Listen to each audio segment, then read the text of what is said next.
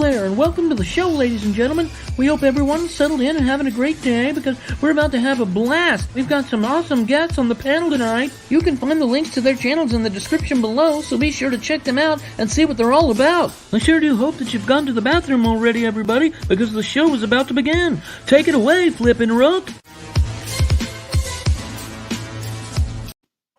Thank you, FC character. What's up, everybody? Phantom Collective is back for Nerd Blast. Bam, bam, bam, bam, bam.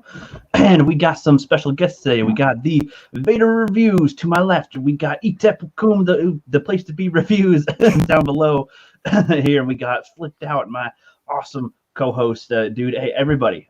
So first with Flip, why don't you say hi to the chat? We got some people already waiting for us. Oh, hello, Chad. I'm on top of it. I know exactly who you are and everything. But it's great to see you. That's good. You getting the chat pulled up on your phone, I assume. Okay, that's good. Well, while you're getting that going, Vader Reviews, say hello. What's up, man? Oh, he's probably getting his voice thing. That's all good. While he's doing that, Etep, what's up? Thank you very much for having me. I am Etep Wakuin of the Place to Be Reviews, and I am right here with all of yous. What's up, Phantom Collective? Thank you for having me on Nerd Blast this evening, Rook and Flip. It's nice to work with you again. And Rook, I hope this is a start of a little some more crossover work here. I appreciate you guys having me on. Vader Reviews. What's up to the Dark Lord of the Sith up there up top too? I gotta give. I'm an Imperial kind of guy, so gotta give it up, man. Thank Hell you. Yeah. We are honored that you would join us. Yes, indeed, my friends. Say hello to the chat, Vader, if you would. Greetings, my faithful soldiers of the Empire, and all of my new friends that I am about to meet tonight for this festive occasion of shenanigans. Exactly, that is great. We love to have the Dark Lord on our panel. Why not? Why not? Always brings the flair to every stream, we shall say. But let's say hello to the chat real quick. We got Snowda Music and Entertainment. What's up? He says, that dweeb, that was me. That's in response to me saying we're just detaining some rebel scum real quick. Pesky rebellion. Snowda, always getting into trouble. Always into trouble. He says, oh snap, 420. Jolly is getting antsy. Oh yeah, no, taste 520. Not 420, man. Taste 520. Nope. Can't do it. Not the same. It is 520. 520 don't mean nothing, not yet. We got the arm, I guess. I should totally wear my glasses when I do the chats, but it's all good. Says the arm, I guess. What's up? Says Rebel Spy. Indeed. We got Eagle Perch Radio. Says need assistance directing traffic. LOL. Yeah, but we got the traffic flowing good now. Now we got a steady stream, steady pace, and we are ready to fly and ready to go. And hello to everybody else coming on in. I see we got Tony Nicholson. Says hello. Says hello, my lord. Greetings, Tony Nicholson. We are honored that you would join us. We got Franchise History TV. What's up? What up, Steve? It's ironic that you are here because we're going to be talking about franchises as well today.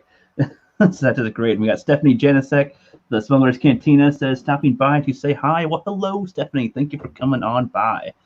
Love that. Glad you guys are all here. We got some fun topics going tonight. We're ready this time. We're ready. So let's just introduce our panels, of course, our guests, so that we can get started into the topics right after. So, Vader, Lord Vader, you have a YouTube channel. How's that going for you, bud? Want to tell us about it? It's doing quite well. Between hunting down Jedi who survived Order 66 and trying to mop up that pesky rebellion, I decided I needed to take some time off to sort of unwind on the weekends. So I decided to start reviewing films on YouTube, and it's been a crazy ride so far. In just the space of 1 year, we have grown to 1,000 strong, or at least 1,000 strong, but we're heading towards 2,000 full steam ahead, and it's all thanks to my faithful soldiers of the Empire. I couldn't do it without them. That's amazing. Your army's growing fast. What do you think about that, Flip? I keep wanting to say, yes, my lord. Yes, my lord. What can I do for you, my liege? It's a little chilly in this room with all the dark Sith power. Yeah, seriously. I'm surprised you didn't bring your Kylo red mask or something. Oh, yeah. There to play, think about it. Play off with that or something. Or I don't have the voice for it. Yep, that's all good. That's all good. And yeah, ETEP, what's the place to be reviews about? Why is that the place to be? Why? It is the place to be because I'm there, and wherever I'm at, boom, here I am. We do movies, pop culture. Like I said, I have a pro wrestling show. I am a former 10-year independent professional wrestler. I was 6 years on FM radio. So I kind of decided to parlay that into YouTube.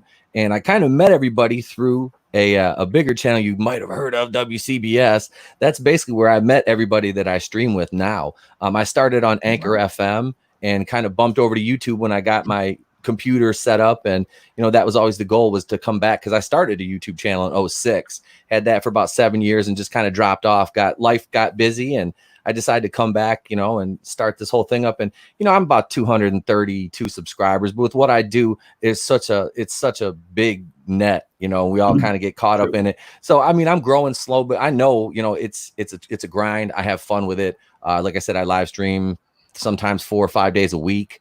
And I put out single release videos 3 to 4 times a week too. So it's fun, man. I enjoy it. If I didn't enjoy it, I wouldn't do it. So when it becomes work, it's time to walk away. I feel you. Well, it seems like a natural, dude. You seem like this is totally what you like to do. Absolutely. I could tell you've been at this for a while, man. It seems like you got the experience there completely. Thank you. So that's good. That 200 is gonna, go to 1,000 in no time. Yeah. What is it? May right now of August? Say by August or September, you'll be around at that 1,000 mark probably. Fingers crossed, man. Just keep grinding. That's all I got to do. I got to keep grinding, and that's what it's about. Exactly. And don't ever let the pool of people that do cover the same type of stuff let you down, because I've like Flip and I literally like we also 22 we kind of in a way met through World Class Bullshitters also. Yep. With another mutual person and everything, so it's like it all flows like that. But so many of us are at the same level ish, and a lot of us have spiked up into our own ways, or gone up in certain bursts here and there, or just certain videos getting a whole bunch. Our old buddy Sith Kryptonian got one video with like 150,000 views at one point, when he was a really small channel. So it takes anybody can do that pretty much. I think I worked with him. I worked with Sith Kryptonian one time. I was on Black Angus Reviews. I was over there, and I worked with him. I did a stream with him it was a Friday night stream, and I was already on another show Friday nights regularly. So I did an hour and a half with Angus, and then jumped over to the other stream, and just never kind of reconnected. And like I said, I do so many streams, and it's just schedule, but it was fun. And I do remember streaming with him at least one time. And yeah, I remember Jeff Hicks always saying your name on the channel and stuff. Like I always remember hearing the Rookie Critic on there during the live streams and stuff like that. So yeah, that's where like I said, when your names came across on Twitter, and because that's how I hooked up with you and Flip, was through Twitter. And because I am not a big Twitter person, like I'm trying to like learn the ropes of it. So like I live tweeted when I watched Black Christmas the other night, which I made Flip sit through too, to be on my show Monday. And I was like, you have to watch Black Christmas, which is a cinematic abortion. I mean, that is that movie is like it's franchise history. TV said it best. He said it's like a terrorist attack on your senses.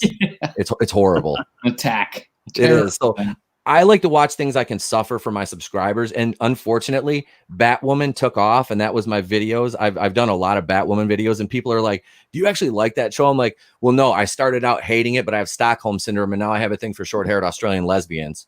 I can't help it. I'm hooked, I was like, I fell in love with Ruby Rose. No, but so it's so bad to me. It's like, I have to watch it, and I have to like pick this thing apart. And that's really what I got known for, is my Batwoman reviews.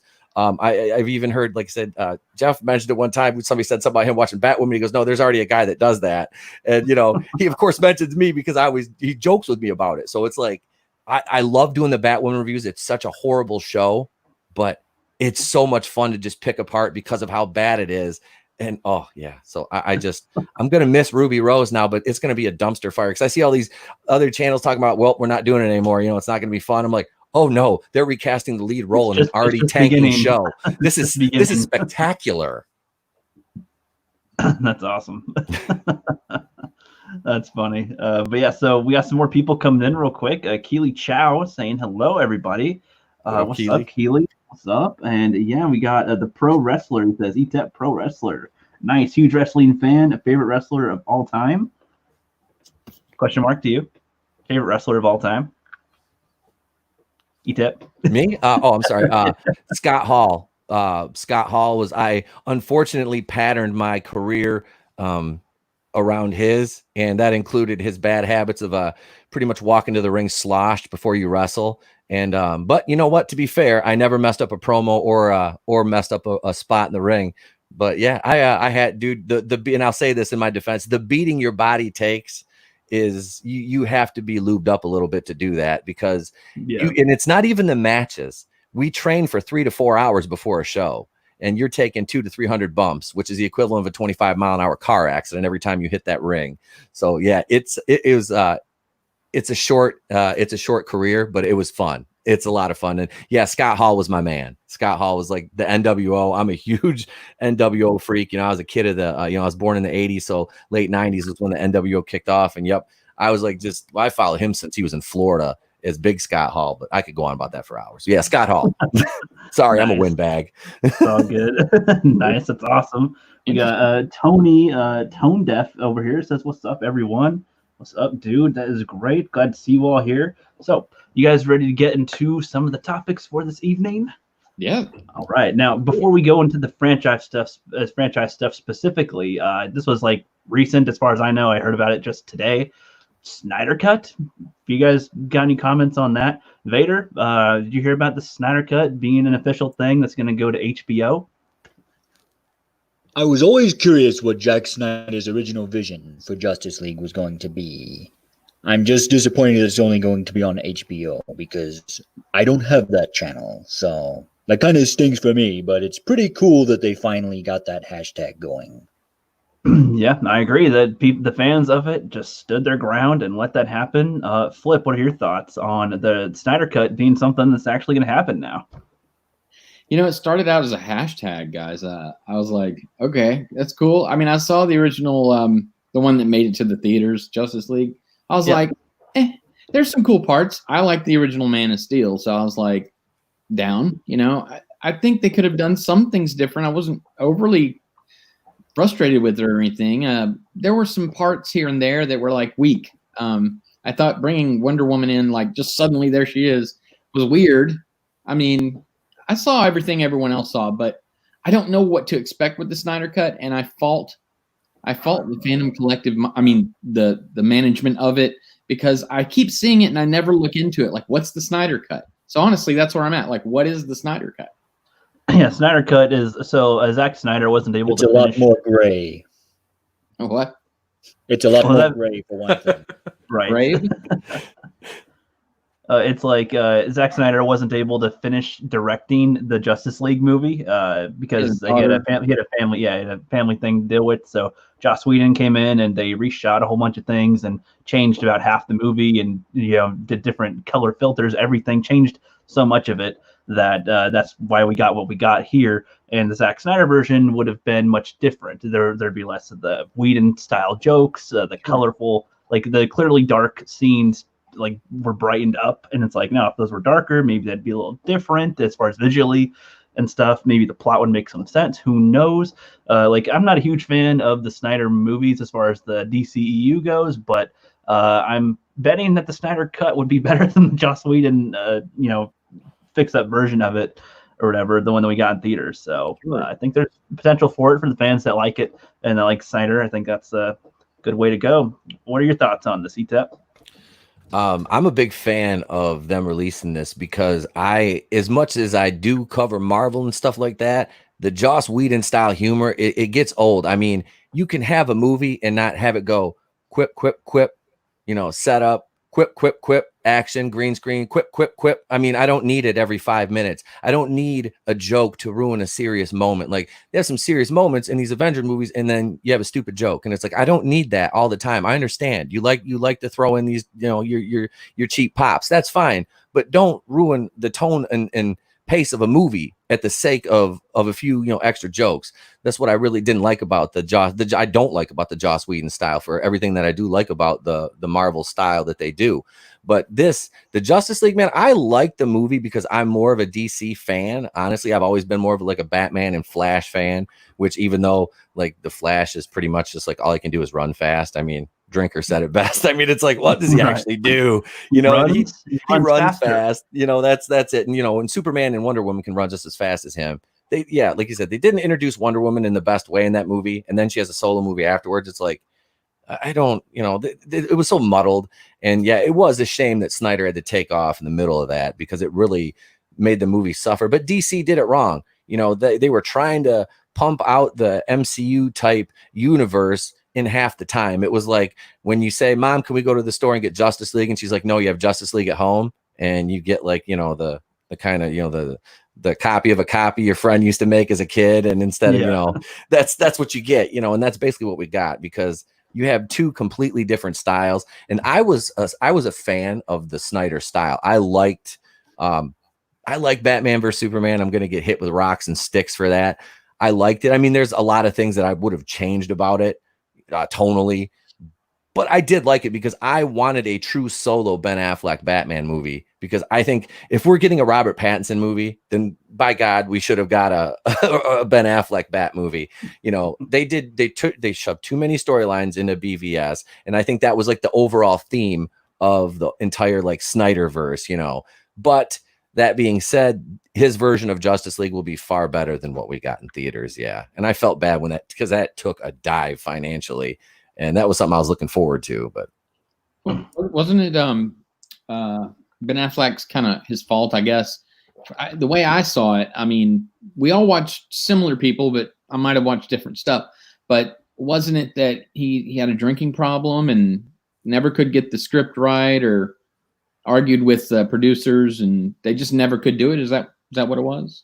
I think it was something like that because I remember when he came in because he was in pretty good shape when he made those movies, but afterwards, when he had to come back for the reshoots, you could tell he completely just like stopped training. He was on break basically. He was on the he spent however many months getting in shape for the role, and then he was finished. So it's like, all right, I'm gonna relax for a while. Shoot. So and they're like, oh, no, come back. And he's like, I'm not in filming mode, but all right. Yeah. I'm not gonna put pants on, but I guess you can film if you need me to. Yeah. Reshoots though, right? Yeah. Yeah. Well, you could tell that was the thing with Cavill's mustache. He was doing, was it Mission Impossible? And Tom Cruise told him that you can't shave your mustache off. So they had to CGI it out, and that's when he got that mouth that was kind of like, that Superman was looking a little he was a little off. Superman wasn't right. Looked like Lord Vader was choking him out. Exactly. Do you think Vader could beat Superman one-on-one, Lord Vader? Well, Superman does have a weakness to magic, and they always call the Force space magic, so probably. That's a good argument. And you also have that, laser sword. I don't know if that'd be able to cut through Superman, but might do some damage. It depends on if Luke had gotten to me first. If he'd started turning me good, I might show him a little bit of mercy, but Superman's a pretty good Joe, and he likes to try to find the best in people, and if he found me on a bad day, I don't see it ending well for the boy in blue. Very well put. He's got a nice cape, though. I'll give him that. Yeah, it's all right. Make a lightsaber crystal out of Krypton, maybe. Oh, that would be dope. That would be pretty wizard, I gotta say. Didn't Qui-Gon have one? No, just kidding. That was like, yeah. Green lightsaber. Let's call it Kryptonian lightsaber. Why not? But yeah. So, do you guys have anything else you want to say about the Snyder Cut stuff? I'm bummed out. It's going to be on HBO too because I don't pay for any movie channels. I got enough streaming services. It's like but it'll eventually hit one of those, or you can always do that deal where you kind of sail the high seas. But it happens, right? Or it's not at this point, friends will just be like, hey, just share our accounts. Who cares? Like, I want to see some shows. You got a thing that I can't watch. I got some you want to watch. Swap passwords, whatever. my people are notoriously cheap. I don't know. We're notoriously frugal. I'm just saying. Right. That makes sense. But without further ado, let's see what the chat says about Snyder Cut stuff first. If they have anything on that. Armageist. Armageist. There we go. Armageist says, I have mixed feelings on the humor in the movies. Buffy and Angel were automatically known for that. He's talking about, with Joss Whedon and his style. And for Buffy and Angel, those work. But for this type of superhero movie, especially already after the Zack Snyder format does not work at all. The fewer Whedon jokes you can get, the better. Yeah, I agree. Like, and it all depends on the type of thing you're watching. Like, those were corny in general, kind of, but then they had mixes of drama that were pretty good and emotional. But overall, it was corny. The superhero stuff is corny, but the way Zach was doing it was supposed to not be that corny. So the jokes working. The jokes work in the Guardians of the Galaxy movies. Right, exactly. They work with those, but like I don't mind a few in the Avengers here and there. Like put them in, give them like it's like jabs. Give them like pop, pop, pop. A couple good ones, and then let the drama play out, and then come back to it later. But don't force it. That's a problem with Taika Waititi and the Thor Ragnarok. But sorry, I'm a tangent. I'm sorry. You're good, man. You're good. Yeah, Keely Chow says a Justice League television series from those two would still be better than a Batwoman. Yeah. Still getting smacked in the face with a board, really. Blasphemy, Keely Chow. How dare you? How dare you? I believe in you, Star Wolf. Yeah, but yeah, Tony thinks that you'd win in a fight, no problem, Vader, against Superman. That'd be easy peasy. Easy pickings. And let's see. Eagle says DC needs to bring that Arrowverse to the big screen. I know they won't do it, but look at how successful it is. Well, I mean, as long as they update the costumes and completely rewrite everything, I suppose, because those costumes look like something out of Sky High. Yeah, well, it's like the Arrowverse should have either. I'm not saying that the whole thing should have ended at some point, but each show, like Arrow, should have stopped at like season 5 and just been done. And then if they wanted to have him and other series spinoff ones, sure, but end his show so there's no more of that going to season 8 like they did. Flash is on like what, season 6 or 7 now? 7. Like, he should have stopped at like season 4 probably. Yes. Maybe season 5, season 4 though. And then if you need to have him in another spinoff show, sure, but end his show so you don't have 15 shows going that have 6 seasons or more each. Like that's just too crazy. So like I'd say the Arrowverse was good at one point, but I don't know. You want to see Batwoman on the big screen, everybody? Batwoman. I don't know about that. Crisis on Infinite Earths would give everybody an aneurysm on the big screen. I think. Like, how ridiculous that was. But that was the thing I can never understand is why we haven't gotten a decent Batman TV show yet. It would basically be Criminal Minds with some kung fu. Mm-hmm. It's completely doable. I don't know. I feel like they'd. I mean, I guess they screw it up for sure, but I mean, it's a possibility. It could be done correctly. Well, Vader, kung fu. I was on the Place to Be's stream the other night. We meant to talk about that. You want to go ahead and say it about? Oh, no, man. We had that lined up. They're doing a gender swap kung fu with a young Asian woman who's having a quarter life crisis. Let that sink in. A quarter life crisis she's having. I'm like, I just turned 40 and I haven't had any sort of crisis yet. I was like, I've been shaving my head for 20 damn years. I'm like, I'm in good shape still. I'm like, what is this crisis you're speaking of at like 25? Like, you're still legally, you can be on your mommy and daddy's insurance. I'm like, what is your problem? That's actually the plot of many shows and movies these days. The like down and out 20 something or 20 or 30 something year old that just doesn't know what to do or doesn't know. I don't know. I just don't fit in or something. And it's like, God damn it. Like, I get it. I'm a hipster. Pay my bills. It's like, when they say like, oh, we want representation and for like, on screen, I'm like, I don't want to see, if I were to be moping around, I don't want to watch that on screen. Like, nobody wants or depressed. Oh, this is nice. He's depressing too. Oh, look, he gets a good life now. Screw that. That's not my life. I don't want to see angsty 25-year-olds. I don't have it in me to tolerate it. No, the Harry Potter guy is going to be he is in some, I don't know what streaming thing that's on or something, where he's like, the kings before me were all so cool, but I'm like this little, nerdy one who's not as cool as them. And it's like, again, like, he's just not fitting with the line. Yeah. Get into the role you're meant for. Yeah. The original Kung Fu, as I read the article for the Place to Be's stream, And of course, we just ran out of time or something. I think we had a much more interesting thing to talk about. We were talking about Empire Strikes Back. Yeah, I was kind That's of what we were talking about, and that just went. Yeah, and I got you tonight. I got you guys with that comedy, Star Wars comedy. We'll get to that later, but I hooked up with 4 different ones of those. But yeah, so in Kung Fu, as I read, I saw some of those shows with the original guy, David Carradine. Is that right? Mm-hmm. Yes. He apparently went. He was his master. Well, you tell the story. How did Kung Fu go? The original.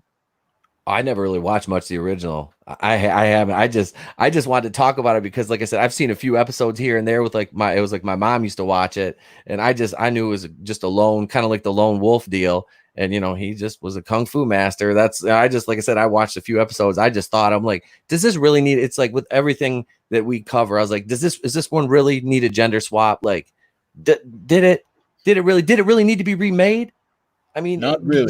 No, Just watch nobody. the show and you'll answer that question. The hip cats aren't clamoring for a 2020 version of Kung Fu. I mean, it's like, are they trying to like retroactively like in the old West? I don't think so. She's probably like got her iPhone and everything. Said, "Oh my God, this is so terrible. My life is so bad. I'm gonna start an OnlyFans." Mm-hmm. Like seriously, it's set during the pandemic. Just subscribe. Just $7.99 a month. I'll show you everything. I don't care. I'm so She's angsty. gonna TikTok all over Kung Fu for everybody, I guess. Yeah. Yeah, but it's just like it's ridiculous. Well, this is actually a good segue into our first topic for the night. It's franchises that should end. So like this whole type of thing, to understand for everybody in the audience, is like, we all know right now that like there's so many franchises that just continue on. Like Star Wars is one, for example, that's like there's never okay, this is the ending and we're not telling any more stories for it. You can leave it open-ended or something, so there's curiosity for it. Maybe somebody makes a book or a animated show or whatever, fine. But like as far as the films or TV shows go, what was that?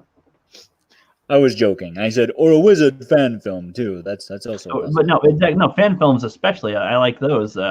Especially for Star Wars. Like Star Wars fan films are great. There's hundreds or thousands, or at least hundreds of them. I don't know if there's over 1,000, but plenty of them. Thousands.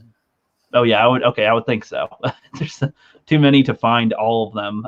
But and then it's like Lord of the Rings. I think they want to make more Lord of the Rings movies, and they want to keep on going backward in time or forward in time. And yeah, and it's like, can you just stop? Or Die Hard is like another one. It's like they just made how many? They only probably needed to make one. Some would argue 2 or 3 or something's fine, but it's like, you just keep on making them. Fast and the Furious. I mean, there's going to be 50 of those movies at some point. It's like, what franchises do you think should stop? Let's start with you, Vader. What franchises, at least name one, that you think should just kind of come to an end? Oh, there are so many. We could mention Terminator or Pirates of the Caribbean or Transformers, just to name a few. But many of these franchises, they were never that great to begin with the exception of Terminator, I suppose. But it's like they've just gotten to a place where they're so creatively bankrupt. They're just churning out these films for no other reason to make a profit. There's no creative integrity in anything they're doing. Now, that being said, I would like to say that all it does take is one truly creative, visionary person, and they can breathe new life into a corpse of a franchise. Just look what Jon Favreau did with The Mandalorian.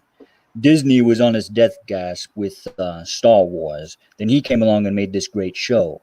But most of the time, they don't have someone come in and revitalize these franchises. They just rehash and reuse, and it's like a copy of a copy. It gets progressively worse. So I would say, of all of these, probably Terminator needs to die the most, just because of that insult of the last film. Its time has come. I agree. Were you going to say something on that, Flip? Oh, I agree with it. I've got a very long list, but you've already touched on so many. I agree, especially with Transformers. Terminator, you're right. How they come in and just rehash stuff. I hate that. Some of these, like we've already mentioned, could be good again. if done right. I think that's the main thing. If it's done right, it's done right. Don't end it. We all love to see something we love continue, but if it's getting, the kick to the curb on its deathbed treatment, then yeah, end it, Well, I kind of agree with that, except for I think sometimes if something's good and you have at least 3 of them, maybe end it on a high note too. It's like Pirates of the Caribbean is one that I say the first one was really good. Second one expanded on that. Third one was a good finisher to the story. So I feel like that one should have just been those 3, and that's it. Never again anymore. No spinoffs, no continuations, no prequels, no rebooting. At least I guess I feel like sometimes if there's good 40 or 50 years, maybe if you have some new technologies or something, like there's some the Mummy is one that like has been rebooted many times, and that's probably good because otherwise it wouldn't be fresh in anybody's mind. So sometimes I think it's okay, but overall it's like can you just stop continuing the story and making it worse? You're dragging characters through the mud. You're Jake Skywalkering a lot of people the more you drag these on. And we need to have less Jakes. We just have our some good heroes or good movies end on a high note, and not a high note. Stop going way past your prime and just ending your career flopping around and flailing, breaking limbs. Like no, just end strong is what I want. I want some franchises to end on a good note, not just be drugged through the dirt. See, I would agree with that with Star Wars specifically.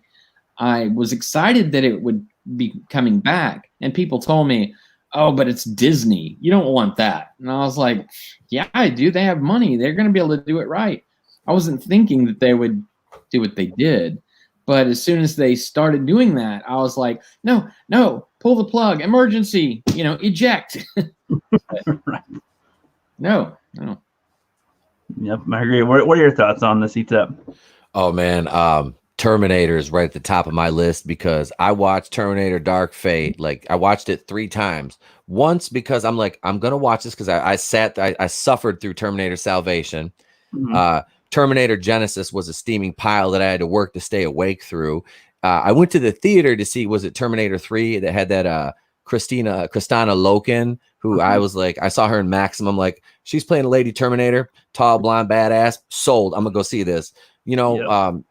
It was a horrible movie. They should have ended that after Terminator 2. And to have the audacity to try the sheer hubris, as they said in that garbage Picard series, to kill John Connor off in such a just disgustingly stupid way. Yeah, 5 minutes in, the credits haven't even rolled yet, and you just destroy John Connor like that. You're like, nope, John Connor doesn't matter anymore. No, that was right. That I was like, I was almost as angry as I was about 5 minutes into The Last Jedi. I mean, literally, I was like, and I'm not even that big of a fan of Terminator. Yeah. The first 1 and 2, I was like, I love those movies, but I'm not like a huge, like, I can't, I don't know them line by line or anything, but I was like, they were awesome movies. They didn't need to be messed with. And that was just, and the rest of that movie as it went on was just like, oh, are you, and Linda, God bless Linda Hamilton. She smoked about 90 packs a day for the last like 40 years. I swear, and everything I love. Wow. I'm Patty and Selma over here. I mean, it was like they drug her corpse out to, have her act like, sound like Skeletor almost out there. And, then you got the little girl that couldn't even hold the gun. I'm like, if she fired that weapon, that would destroy her.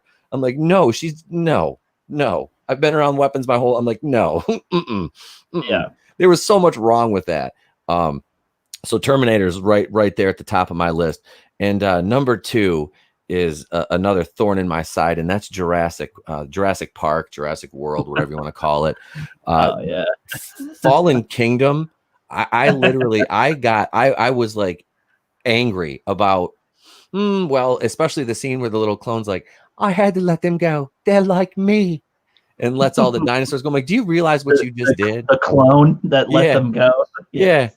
Yeah. She was a little clone. I'm like, in that whole movie, I'm just like, what? I'm right there with you, my friend. I'm like, and everybody tells me, the books were something. I was like, I wish I would have read the novels first with Michael Crichton, I believe. I think it was Michael Crichton. Yeah, a bit self-important, but pretty good read.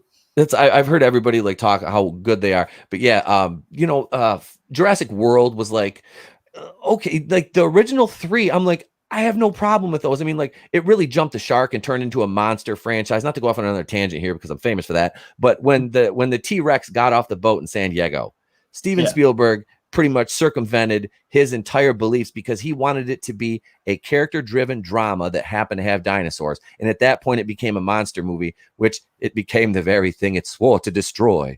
You know, that was bad, but like that was even more passable than Fallen Kingdom. I've been covering Dominion on my channel a little bit, and I'm like, they're dragging everybody out for this one. You know, they're bringing Vice Admiral Gender Studies out, and you know, Sam Neill's coming back, and you know, I think they're going to bring maybe one of the kids back or something. I don't know, but it's like, you know, of all the characters, I would love to see. I wish they wouldn't have killed Newman off, Nedry, Wayne Knight. I would love to see. I just would love to see him come out and just do like just something like Newman-esque because everything he did. Jerry. Well, we never actually saw him die. The car was just rocking about, you know, so maybe he fought the thing off. You never know.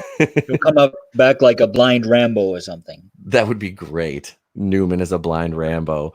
But yeah, so Jurassic World, I mean, like you could have ended that after the first 3 and just, you know, the Jurassic Park, I mean, and then not had Jurassic World, even though that was kind of passable. It was like, it had its moments, but I mean, like, it didn't anger me. Like, Fallen Kingdom was like the last Jedi of that franchise. Like it absolutely is. They should have waited a good 10 or 20 more years before they made it or something. The Jurassic Park is still very well in all our minds. It's just like, you just make another one that's, I don't know. It's kind of addressing those, but not really. It's like with Jurassic Park, you know, I agree. This is a series that, like, I don't know why there's multiple amounts of them. And I didn't know there was books until, like, you know, less than a year ago. It's like, oh, it's based on books. Okay. Like I thought it was his creation, but it's like, you know, you could have done something maybe, I don't know if it'd be like the books at all, but they have whatever with the park on the first one. And then the second one, things start to get a little more chaotic. And maybe the third one is literally like that same party surviving on the island or something, or I don't know, something else is going on. It's just have a three movies and that's it. You don't need to have more, just telling a story with whatever characters you're using and have that be it. And that's it. Yeah. Or just go completely ridiculous with it and have aliens show up and they have to use the dinosaurs to fight off the spaceman. I want to know with how ridiculous this is. You know, that's what I think. I think they're going to make that Fast and the Furious 25 or something, where they team up with dinosaurs to fight the aliens when they go back in time to fight the ancient aliens. They got to use dinosaurs. Going to be mutated into a T-Rex version of himself. Yeah, well, no, they're better yet. They're going to use transformers that transform into cars to fight aliens in the past with alongside dinosaurs. I want to hear Vin Diesel say, "I live my life one Stegosaurus at a time." Yep, it's about family, and then he's like eating a dinosaur leg or something. It's like, okay, that'd be badass. Putting out. Yeah, see, that'd be good popcorn fun movie, but no, like I agree, and it's I'm pretty sure we've got plenty of, you know, film franchises that we think should stop still again. But is there any TV shows that are going on? Let's change it up from just movies to TV shows. Are there any current running TV shows or ones that went on for a long time they think should have stopped sooner? Like just stop or something. What do you think? Didn't we also already talk about the Arrowverse? I thought we already talked about that. We did. That's one example. Sure. Some people think Game of Thrones. Some people think The Walking Dead should have probably ended a long time ago. Like Breaking Bad. I never watched that show, but that was like what, 4 seasons?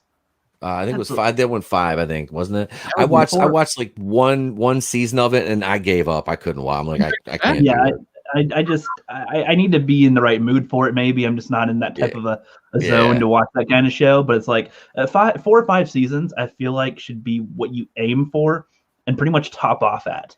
Like, you know, if the 5th season should be the 4th season should be when you stop. But if you just need to get that one extra bit of closing out everyone's story or something, you know, do 8 to 12 episodes or something and end your series. Like, if you guys ever watched Spartacus, that's one of my top examples of a show doing it right as far as season length, because they did 4 seasons. One was a prequel season that was just 6 episodes long. And the rest, you know, just told the story and progressed, and it was good. And then it ended, and that was it. And, you know, it was a dire ending. And so it's like, okay, that was also good. Our heroes didn't even win. And it's like, and that's the end of the show. There's no more continuations of it. They pretty much act as if you could if they wanted to, but we don't need to see it. Like, we get it. We know enough about history. We don't need to see more of that. It was good as it was.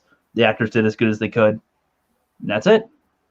Thank you. That was a good show. And now we can think back on how it was good instead of going, oh, what are they doing next season? I don't know. They're going to have some other things happen and gets his dick chopped off and they feed it to, I don't know. I don't know. Damn. Yeah, I don't know. That's just well, not everybody could be Dallas and put out 13 killer seasons, man. I mean, not everybody has Larry Hagman at their disposal. Yeah, I just referenced Dallas. Yeah. yeah. And then I'd watch it because right before the Dukes of Hazzard would come on, so I always caught Dallas right at the end of it. I watched it with my grandma as a kid, man. I owned like a lot of it on DVD. I always love that show. That and Melrose Place, my guilty pleasures. I will admit it. I was watching that on Hulu the other night. But yeah, man, like Walking Dead is a good example. Like I love The Walking Dead because I was a huge Walking Dead comic fan. Like I said, I think I told Flipter and I've read the whole series, I think like 3-4 times over. And I was mad at the end of that, when Kirkman ended it. I was like, I was like, why? It's a book, man. But 16 years of the same, it's a continuous story. That's a lot. I understand. The show, they're still covering the source material. They're still, they got a trilogy of movies with Andrew Lincoln for Rick Grimes planned. They got that new spinoff show. I'm not real excited about The World Beyond. I don't really, the premise kind of missed me, or you're hitting me with some millennials in the zombie apocalypse. I mean, this is, like I said, we're going to get angsty like 20 somethings, is that what we're going to get? I'll watch it and check it out, but Fear the Walking Dead got horrible. Like that show should have ended 2 seasons ago. That was that. And they have some great actors on that show. Garrett Dillahunt is like the man. Like I love his character. Lenny James, I've been a fan of him since he was in Snatch. They should have ended that show. Kill it off. Walking Dead, I'm still invested in Walking Dead because I've been down since day one. It's like I'm a fan. Now the All Out War angle, that did not need to be 16 episodes. That could have been done in 12 episodes. Bring the Whispers in for the last 4, arc it over, finish the Whisper arc halfway through season 10, and then you break into the Commonwealth, take that home into season 11, and then figure out where you're going from there because you're out of source material at that point. So, but I mean, but they should end probably like every Law and Order on the air. I mean, there's like 37 Law and Orders on. I mean, Ice-T, but does Ice-T's explanations of shit ever get old? It's like, so you're telling me that he took this and he did that and it's like his explanations of shit are just gold. I mean, they never get old, but it's like still Law and Order's been out for like, I think since God said let there be light, he hit the switch. There was a dun dun dun dun dun. You got the song. Yeah, I assumed every single Law and Order show was just a rerun of another show. Who knows how many years ago? I didn't know there's new episodes. In the world of television, TV shows that go on too long are especially heinous. Oh, indeed. I can't comment on Law and Order, but I can comment on The Walking Dead, which we talked about on your stream too. Mm-hmm. As far as I'm concerned, when Rick was gone, that was it for me. Spoiler, by the way, my bad. One of those spoiler, by the way. Yeah. But now that I know he's going to be in a movie, I'm like, that could be cool. You said a trilogy, right, of movies? Yeah, they got a trilogy planned for him. And now Michonne has left the show, spoiler alert, and she's going over to like the cinematic universe too, which I Denai Guerrera, I mean, she looks like Grace Jones did in Bond. So I'm like, I have a little soft spot for her anyway. But yeah, man, she's just her with that sword, man. She's just such a badass. And yeah, she was in Black Panther and she was a badass in that too. So I'm like, I dig her character. So like, I really like the fact that they're going to pair those two because they played out the role that Rick and Andrea did in the comics. Was Michonne and Rick. So it was great. They had perfect on-screen chemistry too. So yeah, that's one thing I was like, man, it really hit me when Rick left. It was like you knew it was going to happen, but I was really excited to hear they're actually going to do some movies with it. So that's why I said I'm willing to give that one a pass. I know a lot of people are like it should, and everybody. I don't hate on people for their opinions because we this side of the fandom we don't want sycophants. We like free thinkers and stuff. So yeah. Absolutely. Yeah. Yep. I like The Walking Dead just fine. I just didn't watch it after that, but now I can see the movies. And you're right. Even though Rick and Michonne were together, it could have, without that chemistry, especially doing a diversity thing, without that chemistry, it would have just turned. But it did work. Yeah. She's a bit of a Black Panther herself, you know. So Yeah. it does work. I didn't I never even thought about it when they got together. It was like, oh, they're doing, you know, of course, like the mixed race. I didn't even think about it because it was just like, it just worked. Like you said, that chemistry, man, was like right there. So I'm like, all right, cool. It's just another relationship, you know, like I've heard people say that, you know, like, oh, well, they kind of put, you know, they always focus on this or that. And I'm like, I guess I never really saw it with that show. I didn't, because it was just like, well, you think about it. Everybody is coming from different areas. It's the apocalypse. There's going to be a mix of everybody. So I was like, I just, to me, that's the way I think it would, you know, end up, depending on where you were in the country. Yeah, there's going to be a mix of everybody. So, I mean, it's just like, you know, but the only thing that and I told you this before, the only thing I wanted more of was more zombies. Yes. And less people. Yeah. Not that people are bad. I mean, have the soap opera side of it. Yep. Just limit it, because in my brain, like, I know this is going to sound terrible, man, but guys, I've always kind of secretly wanted something like that to go down, so test my metal, you know? No, I understand what you're saying, because I'm prepped for one of those too. Right. Yes, Right. it's going to mean like instead of having it be the whole show. I haven't watched the show at all, but I've seen reviews of it here and there. But it's like, it seems like there's so many characters and they're always in a group and they're doing whatever. Do you guys want to see, like, you know, maybe cut to some characters that are in different parts of the world, maybe that are surviving in their own way, and it's like, you know, in one episode, there's like maybe a little family that's in a house surrounded by zombies, and it's like, okay, how are they going to survive this scenario? And then, or maybe there's some people driving on the road and they get blocked out by a horde of zombies, and they got to try to figure out a way in the wilderness or something to survive. Like, do you want to see like survivalist scenarios, kind of, to see how people can get out of situations with zombies around, and then the crazy people that you run into along the way, kind of a thing? Or yeah, that's, you know, they've kind of done that over the course of the seasons, but as it's progressed, this is kind of like a direct contradiction to the way it would go, is, you know, it's people have become more the enemy, more so than the walkers. But you have to think about it, there's going to be more walkers than there is people, because the rebirth rate is not going to be, you know, the birth rate is not going to be that great in an apocalypse. So, you know, you know, and I understand it's plot, but now they're with the Whisper arc they're doing, you're getting these big, and if anybody read the comics out there, you know that there's these massive hordes that the Whispers command, and they use those, they're completely weaponized at this stage. And Greg Nicotero does the zombies, the walkers that are the actual extras and stuff like that, not CG'd. They're impeccable makeup. They look phenomenal. And that's the one thing, that even the episodes of the show that haven't been the best, you see some amazing walker effects, which to me is kind of worth the price of admission. So yeah, that's one thing I always admired about it, was the attention to detail that they put into it. If you guys are ever in Georgia, I'll take you on a Walking Dead tour. They have them, and I could just take you on the Redneck Walking Dead tour. Hop in the truck. I'll take you some places, man. I'm good with that. I actually have, I got family in Alabama, so I ain't too far away, I don't think, in Florida. So I got to get down there. So I've been meaning to get down that way. I've been to Tennessee and stuff like that, but I've never been down to Georgia yet. When I come down there, it'll be the devil going down to Georgia. So yeah, you gotta let me know. there you go. There you go. I will. That's cool. That's awesome. But all right. So now, are there any franchises? So these are some franchises that we thought should stop, and then The Walking Dead. Yeah. Okay. Real quick on that. Like, I'm not a huge zombie fan, but I do think that some, I don't know. It depends. Maybe it's because there's so many of them that I don't care. But it's like, if they do some scenarios that could be pretty interesting, maybe I'd catch my interest. But I don't know. As of now, I don't care.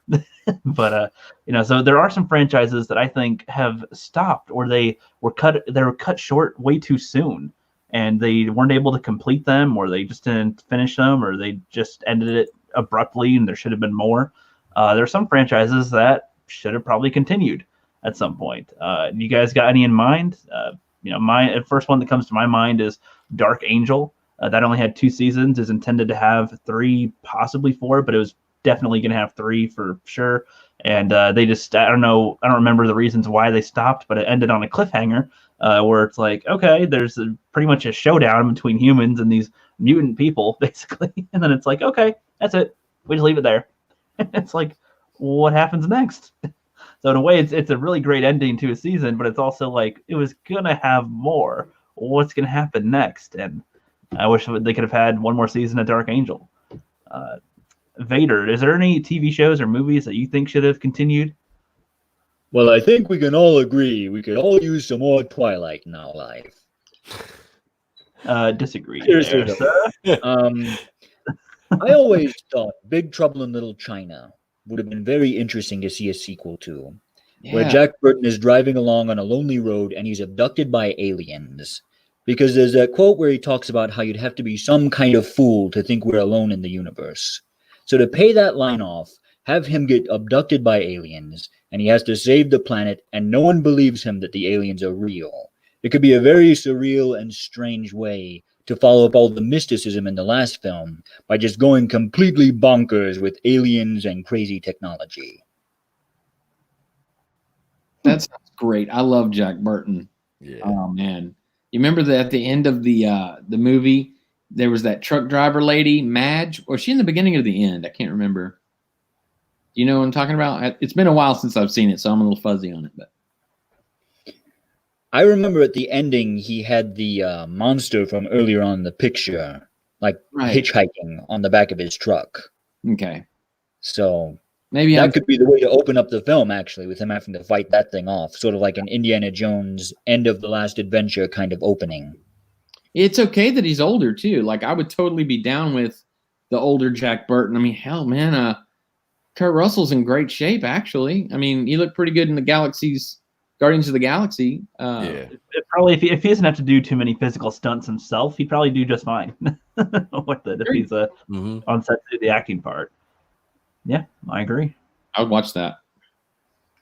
That'd be good. Yeah, I haven't seen was it Big Trouble Little China? Is that what you Yeah. said? Big Trouble in Little China. Yes. Yeah, I've not seen that quite yet, but everybody tells me that I should. It's one of the ones on my list. One of the ones on my list. Yes. It's definitely weird. Yeah. Well, there's plenty of weird movies that we've seen these days. I saw, nobody's seen Tampopo, and that is a Japanese Western type of comedy that's about noodles. And that's all it's about. It's great. It's ridiculous. But Eagle down here says, bring back Sutherland for a final 24 season. I assume the show called 24. I never watched that one either. And I just on memory, I get that confused with like Prison Break and a few other shows because they'd always show trailers right next to each other back to back. So I'm not sure what that show was. You guys got any comment on that? I never saw 24 either, but I've heard it's pretty wizard. All I know about it is like he tortures people to find out where nukes are or something like that. I don't know. yeah, He's got anger issues. I gotcha. good. Yep. Well, Flip, what shows or movies do you think should continue that they haven't made any more movies of, or that stopped, or were short? Oh, you got a list. Eeny, meeny, miny, mo, a selection on there for us. I think, and it's funny, the one I pointed to is Star Wars. But I want to preface that with, if it can be like Mandalorian. So Mandalorian is a go for me. Keep going until it sucks. And if that happens, then end it quickly, or fix it and then end it on a high note. Because I agree with you, Rookie, on that high note part. But when you say until it sucks, that's where it gets tricky because there are the humans that exist that say that TLJ is like fantastic and TFA is great and Rise of Skywalker is great. So and Solo is great and all these, so it's like, you say it sucks, but it's like as far as they're concerned, it's doing okay. They just need to take the red pill, I think. Indeed, yeah. But I mean, I agree that it'd be nice to have some better finality to the series instead of having it end on a low note. But I don't think it's over anyway. No matter what happens to Disney and what happens to all the franchises out there, whether they own them or not, Fox, X-Men, it may be a while before we see X-Men boys, but we'll see it again. I think there are franchises that are timeless, and no matter what we want, they'll never end. They just won't. And be that as it may, I'm quite content to just hope that they're really good and really bitch a lot when they're not. A lot. Yeah. Makes for a good living on YouTube, at least. Yeah. Yeah, I agree. See, I agree with the fan film thing too, which we'll get to that in a little bit with the fan films. But yeah, there's quite a few that are freaking fantastic, and the hearts and imagination from fans that like the products, putting out something is great. But at ETEP, is there any? Is it?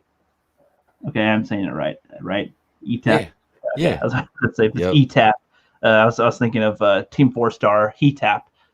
Their drink on there. HETAP. I get some HETAP. But I've now, heard do you got that before. any franchises for you that should continue that have stopped and you just want to see some more? Yeah, we haven't seen the sequel to the movie House from 1985 with William Katz. 1987, they had House, the second story, which they didn't have William Katz in it, but it was like a crazy ass like variation of the first one. Wasn't really. I mean, the only thing was it was set in the house. That was it. Other than that, it was a completely different story. I always wanted a third one. I'm like, just do a third one just for the hell of it. Like, I don't know how. I haven't watched either of them in probably 15 years now. Yeah. We just recently watched Monkey Shines, if you remember that one. Which this guy is. I can't remember the guy's name, actor's name, but he becomes a quadriplegic, and he has to he's in the wheelchair, and he's got the gimmick with his mouth to get him around, and he gets a little service animal, and it's a monkey, but the monkey ends up going crazy and killing people. Now, it was from like 1989. I was a kid. I was like, this movie was crazy, and now we watch it about 2 weeks ago, and I'm like, ooh, that didn't age well. But yeah, so like House, I always wanted a third one, so that's one for me, really obscure, but that was one. And the second one I wish they would have continued was Sam Raimi's Spider-Man iteration. Now, yes, I can go on a filibuster about this for about 75 hours, but I will condense it down to this: Spider-Man 3, for all its faults, missteps, emo Spideys, which most people didn't like, I found hilarious, and I'm like, I got the humor in it. Shoehorned characters. You didn't need 3 villains, and my God, nobody asked for Topher Grace to play Venom. Nobody on earth. Yeah, anything in that entire film, I wish they could have just swapped him with anyone, even The Rock. And I don't want to see it. I wouldn't have cared who it was, just not Eric Foreman playing Venom. It didn't work for me. It did not. Vin Diesel might have been interesting as Vin Diesel would have been a hell of a lot hearing him better say Spidey in that low gravelly voice. That could have been interesting. Yeah. Right. So yeah. Being evil as to where Foreman's looking at the camera practically going, hi guys. Yeah, I'm just waiting for Red to pop on and tell me he's gonna put his foot in his ass. Put my foot. Yes. But yeah, man. So I wish that we would have got Spider-Man 4 out of Sam Raimi. They could have probably made a spin-off Sinister Six out of that. We still haven't got. I mean, Paul Giamatti did Rhino in Amazing Spider-Man with Garfield, which I like that look for Rhino, because to me that's the way Rhino should look. It should be like a big ass mechanical like monster suit, because I don't want a dude in spandex with a gimmick rhino horn on his head. Power Ranger concept on. No, I mean, I like the 2017 Power Rangers. And I'll die on that hill all day. But no, that I like Paul Giamatti's Rhino. I like the look of it, and I like Paul Giamatti anyway. So I think that concept for a Rhino would have been good if they would have done it in like Spider-Man 4 or something like that. Yeah. But if they ever try to touch Doc Ock, I will burn it. I will burn this world to the ground, because Alfred Molina is probably, if not one of the best villains in all superheroes across Marvel, DC. It doesn't get much better than Doc Ock in Spider-Man 2, and that's probably my favorite superhero movie of all time is Spider-Man 2. Yeah, that's a good point, man. I know that the YouTuber Bob Chipman is not a very good one, really, but he did have one video that I did like, which was like his idea for Spider-Man, and it was like a way to bring him into the MCU, which was like, instead of having the Tom Holland one, it's like pretend or like that, during the Avengers when the Chitauri are attacking, like Spider-Man's been you know, still doing low level crime stuff, you know, Mhm. saving people from that for years. So he's kind of under the radar. Shield doesn't really care or anything. And you know, Chitauri are coming. He's trying to save people, but he can't really do anything with it. He's not able to beat them, so he kind of retires after that. And then a couple years later, have Stark come and find him and be like, "Hey, you were doing this before most of us. Like, you know, kind of need your help right here. Come on, back into the fold or something." And then bring, you know, I'm gonna say the names are confusing me. The Tobey Maguire one back and have him like come back as his current age right now and have him continue to be Spider-Man, but as an experienced one that's not a kid. He's already gone through all these arcs, already gone through a lot of the villains, but you know, so that this way, whatever villains he has are probably more experienced as well, or they've got history that you don't need to see the history. You can see them act the history. And I gotta agree, I don't like Bob Chipman at all. His channel sucks, and he's an asshole. But it's like that was a good idea for a Spider-Man continuation into the MCU. So throwing that out there. Yeah, because nobody needs another teenage Spider-Man. We don't need it. Tired of seeing teenage. I don't want little Iron Boy Jr. I don't. Mr. Stark, dude. Spider-Man is like a badass. Like he's a powerful superhero, and you're making him look like a little bitch. Like, what are you doing? If this character was supposed to be like an Iron Man sidekick that wasn't specifically Spider-Man, I think that'd be just fine because I think there's a good dynamic with it. But you're right, for the character of Spider-Man to lower him to that, it's kind of like make him a different character if you're going to do it. Before the Avengers movie came out, nobody gave a shit about, or before Iron Man with Robert Downey Jr., nobody really gave a shit about Iron Man. I mean, you had hardcore Iron Man fans, I'm sure, but he wasn't a mainstream superhero. None of the Avengers were. They weren't mainstream superheroes. Hulk was probably the Hulk or Spider-Man, Wolverine were probably the most known because of the Hulk shows was the only one. Hulk's green and big, and you know, you make me angry. But Spider-Man is, you got in the world, and I will put this on everything. If you take the most recognizable superheroes in the world, you're going to get Batman, Superman, and Spider-Man. Those are your top. Those are the ones that people are going to probably know. You could go to the middle of Russia and you know, somebody, you know, peeling potatoes to make vodka and be like, hey, who's the most powerful, or who you're, you know, do you know about superheroes? They'd be like, oh, Spider-Man or Batman or Superman. You know, I mean, that's what you get. I mean, anywhere. I'll guarantee it. So for them to make him look that weak in these movies is just, it's maddening.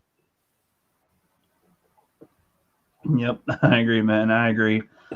But yeah, any more franchises you guys want to go over, or do you want to switch it up to the next topic? I think Alita Battle Angel could definitely use a sequel. Yes, I really enjoyed that film.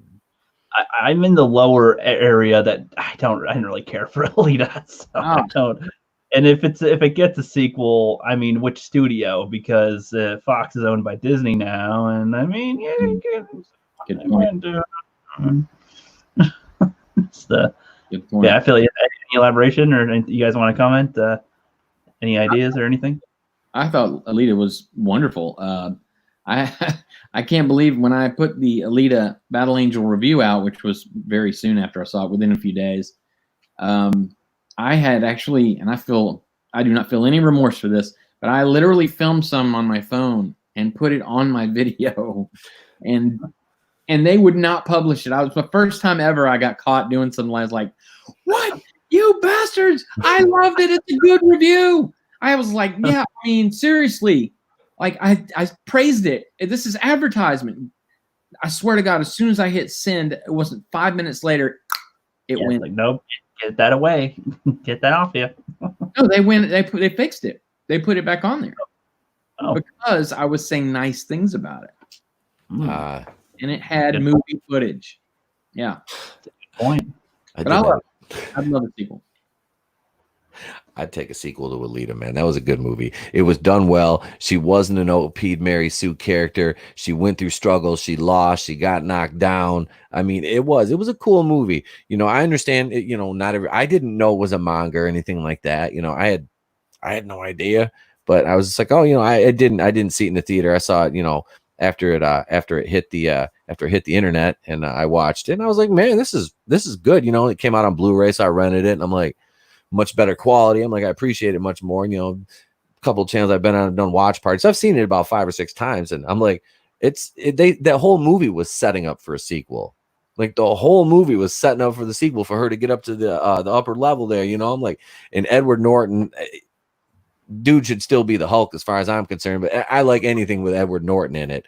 You know, it was good, and Mahershala Ali was good in that. Yeah, Jennifer Connelly. I mean, it had a good cast. I'm sorry, his name's Christoph Waltz. Dude, yeah, he's amazing. I mean, from Inglourious Bastards to this to Django, he's fire, man.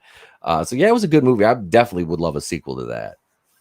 Yeah, I feel like with Alita, they should have split that into 2 movies or something, or had different cast of characters, because like the Christoph Waltz character for one seemed to be playing like 3 or 4 parts to one thing. He was the doctor, he was the father, he was the late night hunter killer dude. It's like in the manga though. That's just quite a bit there.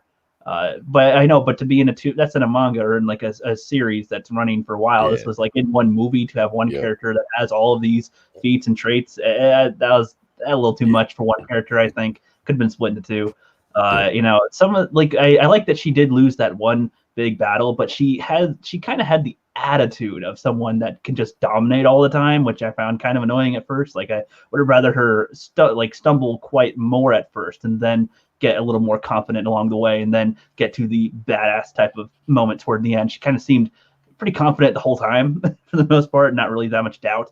And you know, without the doubt, she's like, oh, I'm gonna win, and she does usually. It's kind of like, okay, to me. And the villain, I didn't know what the hell the villains were trying to do or why or care.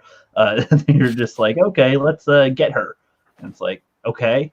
And I don't know, it just seemed kind of cheesy with it big time. And you know, I like some anime stuff. I like some anime concepts and themes, but I don't always think that they need to be live action either. Sometimes I think they're in their best form, either in manga or anime form, adapted better to anime than to live action, like Dragon Ball. Like a lot of people want to see a live action one at some point. It's better than the evolution, but it's like, we don't need one, period, is what I think. It's better in anime form, but let's keep it that way. Seems like One Punch Man. So let's keep it in anime form, because trying to make it real life is going to look, it just doesn't work, in my opinion. But I mean, there's things in Alita that I can admit were fine and that were good, but overall I just didn't like it. I feel like it came out alongside Captain Marvel, and a lot of people were more comparing the two to each other and going, Alita's way better than Captain Marvel, and then kind of got overhyped, in my opinion. But that's just me. That's just me. I didn't bother to go see Captain Marvel myself. Yeah, neither did I. But that's just like, I feel like that's what it was going with. Like, no, this is how you do a female leader, female lead character, and then compared to Captain Marvel. But still, separately, I'm like, it's still could use work. That's all I'm saying. Captain Marvel is just a mess. Like the movie's a mess. Yeah. It just, if you like look at it objectively without Brie Larson and her comments. Right. I mean, it's the movie as itself, the film. It's what's her name? Ryan Fleck and Anna Boden and Ryan Fleck had no idea what they were doing. They didn't know how to do a superhero movie. They made Nick Fury. They basically cucked Nick Fury out, made him a little joke ass character, which I'm like, dude, and that totally, where he lost his eye, to anybody who cares, he lost his eye to the Flirk and the cat. That totally undercut Winter Soldier, which in my opinion is the best MCU movie there is, and bar none. That's tough because I love Infinity War. I think that is damn near a perfect movie. But it's I'm like, they just totally made him look like a joke. And that movie, it was just bad. It was boring. It was poorly written. There wasn't any substance to it. The characters had no development. What the hell was Manju Houston even doing? Forgive me if I'm mispronouncing his name. What he even doing in there? Because he was one of the Ravagers in Guardians. I'm like, wait, what? Like, what? This doesn't even make sense. Like, his character, is he even dead yet? Like, how? What? Right. So there was so many things in there, and they tried to retcon so much stuff. I'm like, that movie's a mess. She's the reason why they ended up calling it the Avengers. I'm like, no, that's because of Captain America. The Tesseract, the way they treat the Tesseract is just whatever. It's a random powerful tool. It's like the cat treated it with more. I thought they treated it with more care. Like, this is a dangerous weapon. We got to really keep it on lock and make sure nobody knows. Oh, the cat ate it. Yeah, They the don't very stay. first Avengers movie, it's like under lock and key underground at the Shield base that gets blown up, and it's like that was the beginning of the very first Avengers. You see how secure this thing is supposedly, and yeah, they're just the cat ate it. It's funny. No, you're just undercutting everything. I want them to cut from the you got to keep both eyes open. Just like that's Oh, it. Yeah, that was pretty bad. But yeah. yeah, all right. I think we got that mostly out of the way of some franchises that should stop and some that should continue. But let's go on to the next thing, and that is Vader, Lord Vader. You're working on a fan film project going, right? You want to tell us about that? Yes, indeed. Some friends and I, we decided that we wanted to do more than just sort of complain about our misgivings about the current trajectory of Star Wars. And we do our fair share of complaining on the channel, don't get me wrong. Um, but we wanted to see if we could make the film that Star Wars fans of any generation could enjoy. So it doesn't matter if you like the prequels, if you like the sequels, if you like the original trilogy, you're going to like this film. That's what we're attempting to do, to sort of see if we can bring the fans back together. Because there's been this schism that has split the fan base right down the middle, and the fan base is at each other's throats. So we decided, what would bring people back together? Most likely, seeing me go head to head against the Jedi Knight. Because really, I'm the icon of Star Wars. People really dig my cape, they dig my helmet. You pretty much can't go wrong with putting me on screen. So we crafted a story trying to pay attention to the old EU source material. It's not lifted from the source material, but we've taken references and characters and places, and instead of just trying to create all new things, we're trying to mine Star Wars to see like what's already there. What planet can we use? Well, most fan films don't have Coruscant, so we're going to Coruscant in this film. Most fan films don't have Yoda. Yoda is going to be in this film. We're going to have the Emperor. I'm going to be in the film, obviously. I'm going to be fighting against a Jedi Knight. We're going to have some bounty hunters. It's going to be a blast. We are currently in the process of filming. We're going to continue filming tomorrow, as a matter of fact. We're going to do some green screen work for part of the film. Unfortunately, the release date is a bit up in the air because we started filming last October, but the trees died off sooner than we anticipated, so we weren't able to finish our outdoor shoot. Then this coronavirus thing happened, and it delayed our entire spring shoot. So we've gotten a few days in, but we're going to have to push some of our filming back. But all throughout the summer, we're working on a very complex green screen segment of the film with lots of special effects work. And we have some behind-the-scenes featurettes posted on the channel. It's in a playlist, so if you're curious about what we're working on, we have a teaser prepared, but we also have some behind-the-scenes featurettes so people can see the care and love we're putting into this. Because mainly we want this to be a love letter to Star Wars fans. Not trying to push an agenda, not trying to push an idea. Just, we love Star Wars, you love Star Wars. Come watch this with us. We made it for you. We just want to make people happy and put a smile on their face once again. That's great. That's great that you guys are still working on it and are not deterred by all the obstacles that you guys are facing right now. I know that trying to work through this whole pandemic is probably a huge killer to it. Yes. And it's cool that you guys are trying to do this together. So did you guys meet from online on YouTube, or did you guys you just friends in general and wanted to come together and put together this film? The man playing the Jedi Knight actually, I used to work with him at a call center because even Dark Lords of the Sith have to pay the bills. And I learned he was a big Star Wars fan. And I have another friend that's in this film that we actually filmed her scenes for the film from across the country. She lives in a different state than I do, but through green screen, she's filming her part. I'm directing her over Skype, and we're getting the film completed, even though we're not even in the same room. But with green screen, we can be anywhere we want to be. True. So, I have my family involved. It's a big thing. It's Star Wars fans, friends, and family just coming together to try to create something that will hopefully have the spirit of Star Wars. You can never top what George Lucas did, but we're just trying to pay proper respect to it and not subvert anyone's expectations. Let's put it that way. That's good goals in mind. Flip, do you got any questions for him? You got anything you want to say? Well, I wrote down a couple of questions. The first thing I want to say is I put the fan film teaser in the chat in case you guys want to check it out. But what and how was one of my first questions, but I think you kind of explained that. Who was involved? I think Rookie asked you that. How long have you wanted to do this, and what's the basic story? Yes. My brothers and I, we have really wanted to make films since we were small children. We started this whole Vader Reviews channel together, honestly.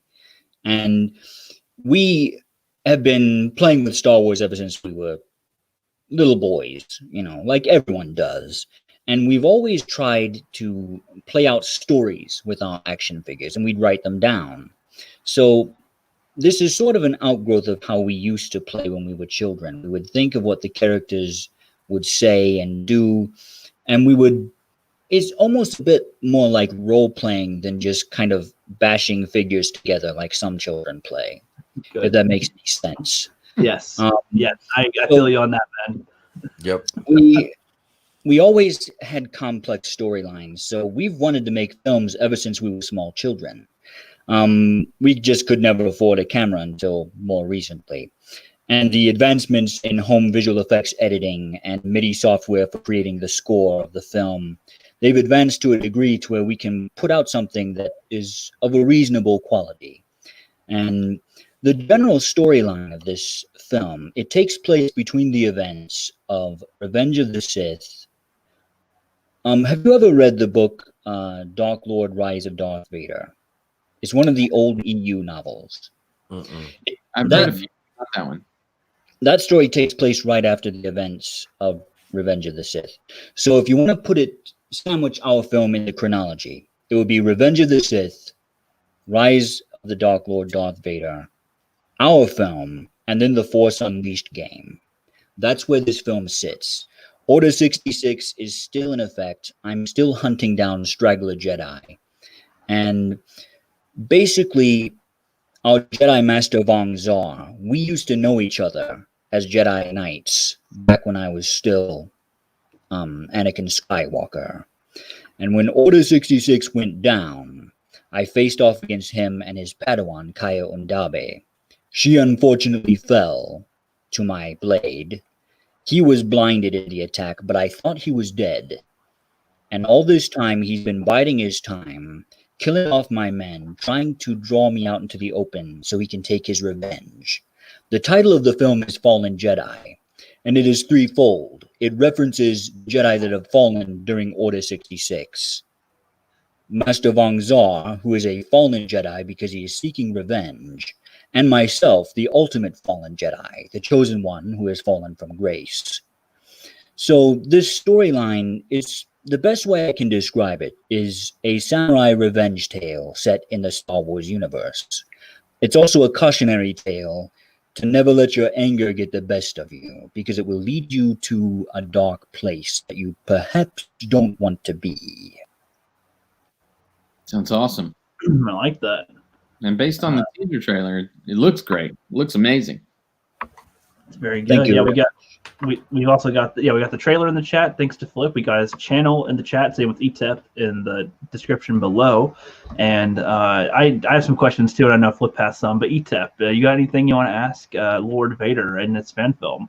Oh, I have the utmost respect for anybody that does what it takes to go through one of these fan films, because I've watched a lot of them and like the behind the scenes things, and I watched in particular yours, Vader, your the weapons design. Oh yes, that was and I've got family members who do woodworking, so that was beautiful. I was like, oh, my word, like those the care, the hilts on the sabers and everything, and the blaster. Oh my god, dude, it was beautiful. And even the Revolutionary War weapons they showed you had in the video, that absolutely beautiful, man. I can't wait to see this film. I really can't now. You got my subscription already, man. I tossed you one.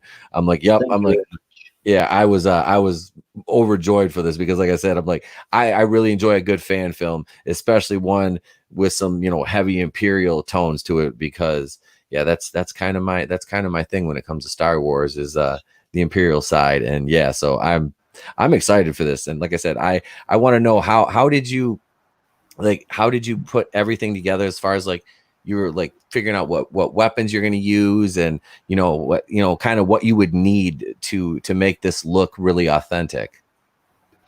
What we did was our director, he designed all of the characters and weapons and locations out on paper as we were developing the script and the screenplay. And we kind of broke it down as a list of what would we like to have in this film, and then what can we build for this film. Obviously, we wanted much more than we can afford to build on our own. But fortunately, our father was always a talented craftsman, as that video showed with his rifle that he constructed. Yes. So we knew going into this that constructing the weapons was not going to be difficult whatsoever. It was going to be, the real challenge was affording some of the costumes. Mm-hmm. And it turned out that the trees dying off when they did turned out to be advantageous, because after New Year's and Christmas, the Rhodian head and hands that we're using for one of our bounty hunters is normally a $500 mask, but we were able to find it for $200 instead because it was on a sale. And he wasn't going to be in the film whatsoever originally. We had one bounty hunter, but when we saw that, we were like, okay, we got to have a Greedo alien, or it's just not Star Wars. So we designed our bounty hunter, Bandu Kalia. He's the one wearing the bug-faced mask. And we pieced him together based on a rough design to be reminiscent of Forlam and Zuckus, the old bounty hunters from episode 5. We wanted them to have that kind of feel without being them, so we could do whatever we wanted with them, because we didn't want to destroy the legacy of those characters or conflict with anything they've done in the past, in previous continuity. So we wanted to create a character that would have the feeling of an episode 5 bounty hunter without ripping off one of the characters from the movie and potentially conflicting with stories of what they'd supposedly done. And we watched a lot of cosplay tutorials to learn how to craft these costumes and props out of materials that we could afford, since we didn't have 3D printers or the ability to make molds and casts and sculpted helmets and that sort of thing. So we really had to sort of piecemeal these pieces together. Bandu Kalia's helmet is actually made out of a lot of everyday items and craft foam, hot glued together and spray painted to give it a metallic finish. Okay.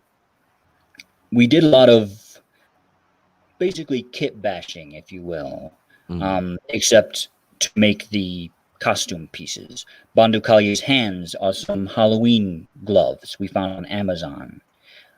He's wearing a Jedi robe, and we used cell phone pouches for his belt to give him all of those Boba Fett style pouches across the front of his belt.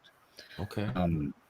So we spent money where we could on legit costumes like mine and the Stormtrooper armor, because we will have Stormtroopers and Imperial officer as well. Those costumes are screen accurate. There's a little bit of a wonky thing with my shoulder armor that I wasn't able to resolve, unfortunately, but the suit's still pretty good. But for the other characters, we found ways to utilize materials we already had to create these costumes. Okay. On your show, on your YouTube show, it looks really, really good. I mean, you're using a green screen, I guess. but Yes.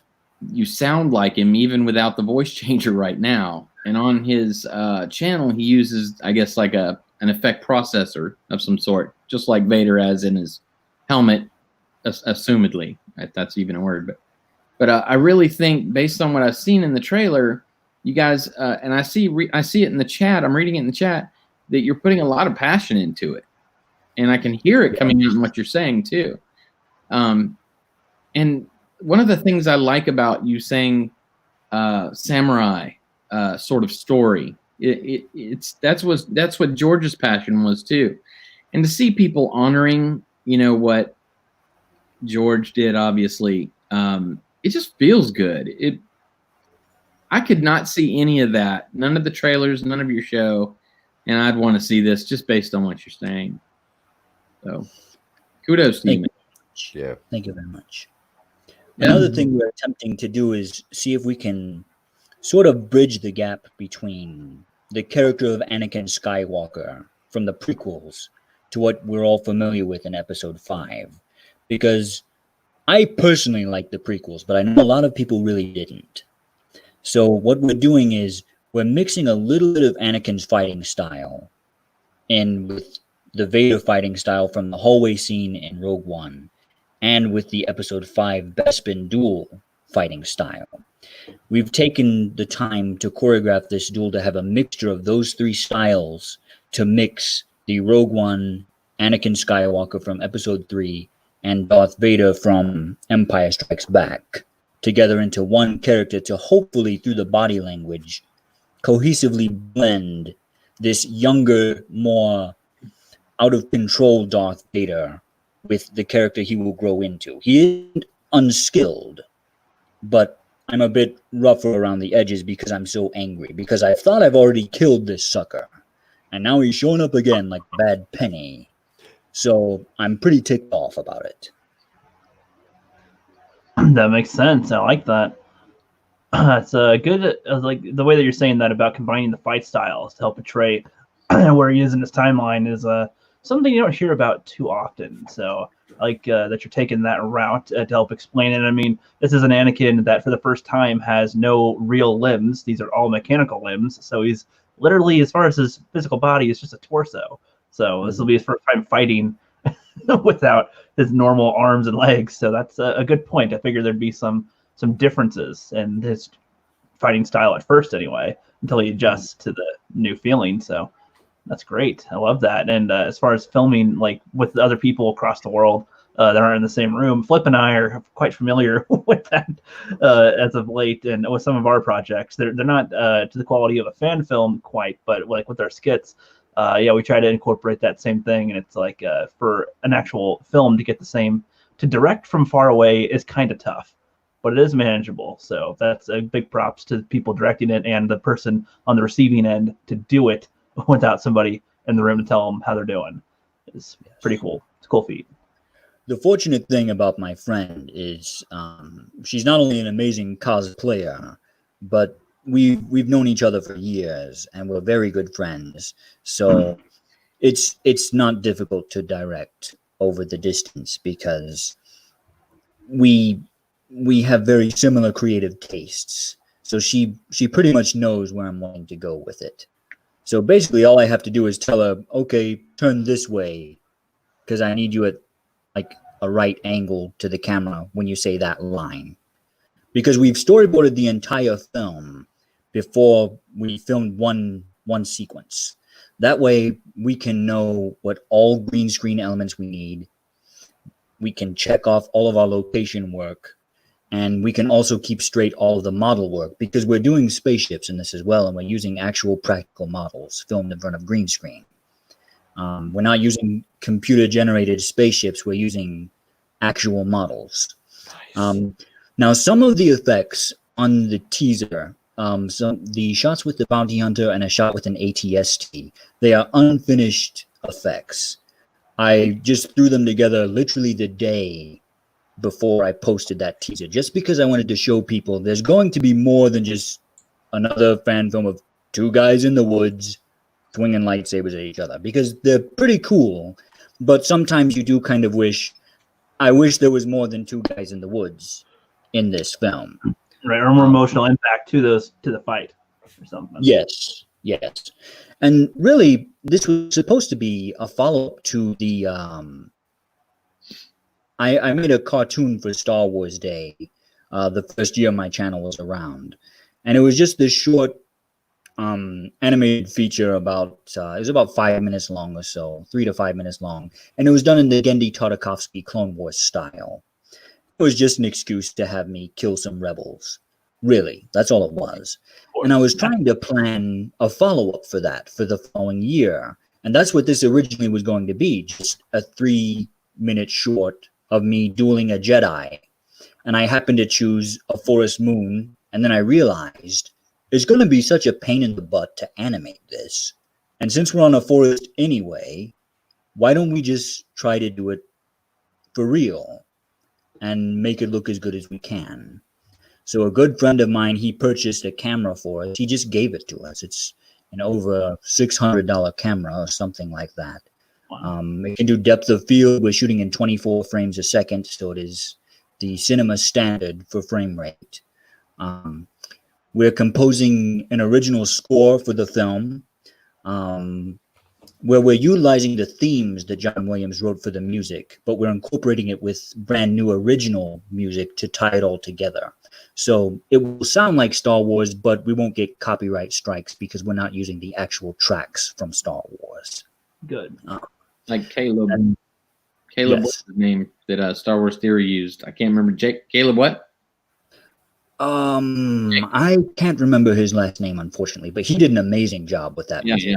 Yeah. But even if you're not doing that, you're doing your own score. I've heard some of it. I meant to ask you about that. That's awesome. Yes. The scoring process is very complex, but also very rewarding because you're dealing with a digital representation of a nearly 60-piece orchestra.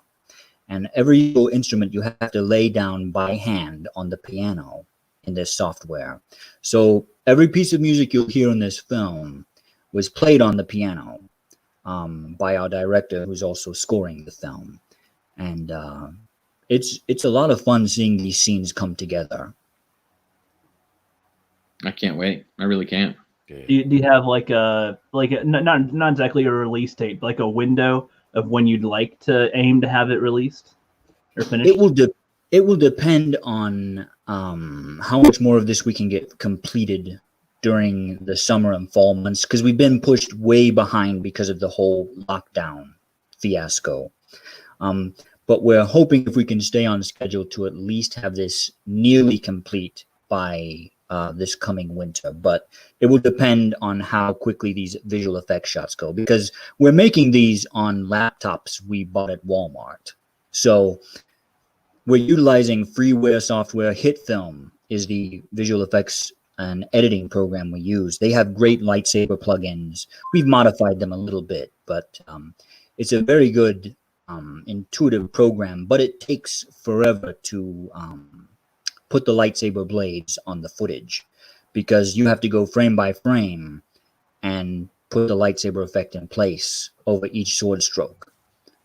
So it takes a few days to get a few seconds of lightsaber footage done. And we have a duel that we have 4 more segments of the duel to film, and it will be complete. And at this stage, it is a roughly 10-minute sequence already without the final 4 segments of the duel completed, because we want this to be an epic finale to the film. Did you use the lightsabers we all love to buy? I can't think of who I buy them from at the moment, but we wanted to buy the Ultra Sabers, but we couldn't afford them. So basically, the director's father got pretty clever, and we just got some polycarbonate tubing and made our own. Man, this thing's from scratch. Yes, That's awesome. That's great. That is. That's amazing. Can't wait to see this, man. This is good. Yeah, I'm a huge fan film watcher, so this will be on my radar when that time comes. But we're going to be wrapping it up pretty soon. But before we start wrapping it up, do you guys have any other topics you guys want to bring up or any questions about his fan film you guys want to bring up before we start closing out? Were we going to do the comedy segment? Yeah. Oh, yeah, exactly. Yeah, that's okay. That's a good transition. I talked about myself quite enough, I think. I'm sorry about that. I spaced out the comedy part. That's my bad.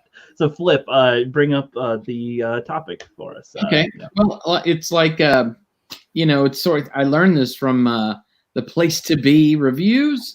He had this really cool topic, and it was, imagine if in The Empire Strikes Back, how there's Hoth, and there was a deleted scene where there were going to be these Wampas and stormtroopers in a situation. What if you crash landed on Hoth and you were stranded there, or these characters were stranded there, and it was a horror movie trying to stay away from this giant Wampa that's wanting to kill you, like Alien style, but on Hoth, I guess. And so being more like the is awesome. He'll go right on the shelf behind me. He's right back here on his home with the laser cannons and shit. El perfecto, man. So inspired by that, I come up with this idea that we would basically come up with a Star Wars comedy. Who would be in it? What characters? Basically, what's the premise? I don't know. If you just said, yeah, there was a couple of Ewoks and, they work at a junkyard or something. I mean, whatever you think. So I don't know if anyone is as prepared as I am, but if someone would like to go first, please feel free. I'll let you guys go first because I kind of rambled there for quite a while, so I don't want to take up your whole show. I have something, but I'll just wait my turn. All right, you want to go ahead, Etep? All right, I got all right, now characters, pay no mind to the characters here because I thought they were funny and I thought they would do really well for this. But I would love to redo like a Three's Company in a Star Wars setting because I loved Three's Company as a kid. I think you could have the role of John Ritter. I would really like to see John Boyega, Finn, play that. And then the girls would be, of course, you'd have Rose Tico and Ray in a Three's Company setting. And the Emperor would be Mr. Roper. Naturally. The rent is due. The check will clear. John Boyega, the check's gonna clear. Good. I mean, it would just be like Rose Tico would be like the dumpy brunette one, and Ray would be like the ditzy. She'd have to. I would want to dye her hair blonde because I don't think Daisy Ridley would look good blonde, but she would just have to be like the ditzy one of the two. But yeah, that's the basic premise. Would be like a Three's Company type show with those, and I mean.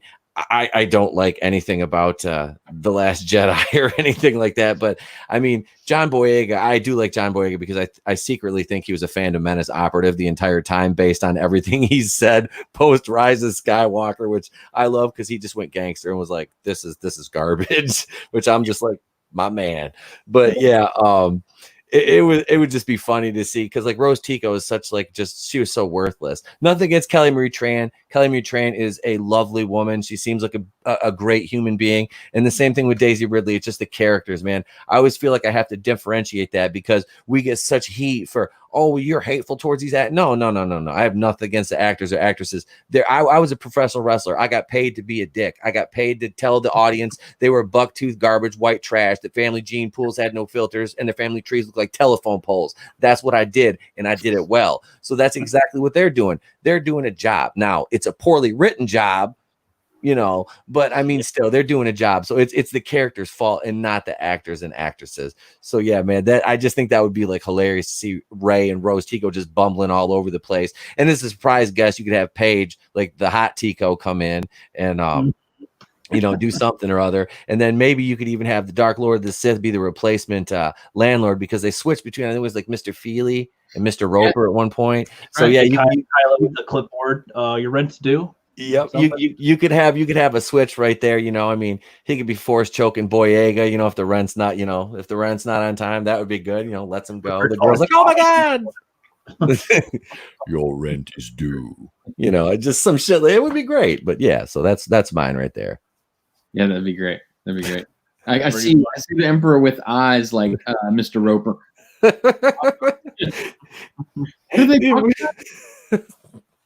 A Don Knotts-esque Emperor.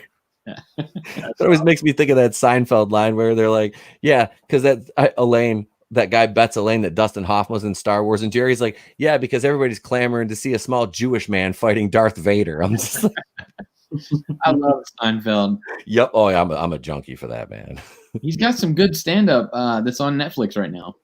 I'm getting ready to watch the new stuff. I haven't watched it yet. I've been waiting till I can watch it when I won't fall asleep in my chair. that's I don't, because I have a tendency as soon as I sit down at night after a stream or whatever, I'll just like I pass out in my chair. So I'm like, no, I'm not doing that. I want to watch it when I can dedicate myself to it. Yeah, I saw him in 97 or 98 at the Fox in Atlanta, and nice.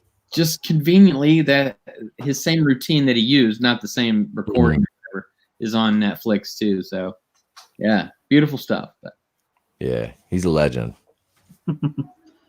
Hell yeah, that's great. Flip, you had another idea for a comedy Star Wars setting? I wrote so many of them, and I know I don't want to force everyone to hear them all. So in case one's not funny, I might switch directly to another one. And they're all like stupid and silly. So the ones you don't show here, you should make into a video on your channel or something. Well, the sets would be elaborate. I don't know how I would condense it, but I'll start with the last one because it was my favorite. Okay. So this is like I'm pitching it to you like you're the producers who got the big stacks of cash and I need a greenlit feature. So you got a Star Wars movie for me? Yeah. Yes, sir, I do. I think I've got a really good comedy Star Wars. And Comedy. Now, option number one is a down-and-out Tusken Raider discovers that his bantha can talk. And he can't let the others find out or they'll kill him and eat the bantha. But the bantha has a loud Jerry Seinfeld voice. I wrote that. And doesn't understand the stakes. Meanwhile, a female Tusken Raider falls for him. Would it be titled Under the Tuscan Sun? Oh, I like that. Green light the feature, and you can name it anything you want. Yes. Hell yeah. You'd have to scream, "Who are these sand people?" at some point as well. Yeah. Some say they look like people. Some say they look like monsters. Which is it? We don't know. What is the deal with the sand people? What's up with the sand people? What's up with them? All right, option 2. A disenfranchised, disenchanted Jedi leaves the Order and decides to make up for all he's sacrificed by being naughty. But his conscience is making it difficult for him, and his overly enthusiastic parents don't know about his life change. Yeah, I know. Not as spicy. Who'd be playing it? Ben Stiller or something. Yeah, I know. I didn't. I feel like if you had an actor tagged with that, I could think about it a little better. This fall, Rob Schneider plays a disenfranchised Jedi. You can do it. He was a washed-up stormtrooper, and now he's a Jedi. Stormtrooper that can never hit anything deals with the Force. All these wacky adventures and laser swords. See? There you go. That's pretty good. You want me to do these 2 more? Or let's give it to Lord Vader for a minute.